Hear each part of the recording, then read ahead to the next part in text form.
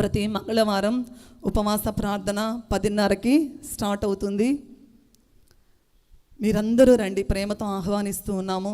మంగళవారం ఉపవాస ప్రార్థనలో ఎన్నో గొప్ప కార్యాలు దేవుడు చేస్తూ ఉన్నారు. చాలామంది అండి దేవుని నమ్ముకొని, చాలామంది క్రైస్తవేతరులు బిడ్డలు దేవుడు గొప్ప దేవుడు అని తెలుసుకొని వస్తూ ఉన్నారు. పోయిన వారం అయితే చాలామంది కొత్త వారు వచ్చారు.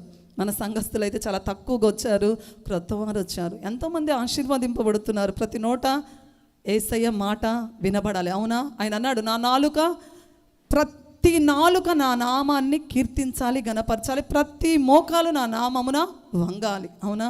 ఇంకా తెలియపరచండి మీరు యేసయ్య గొప్పతనాన్ని.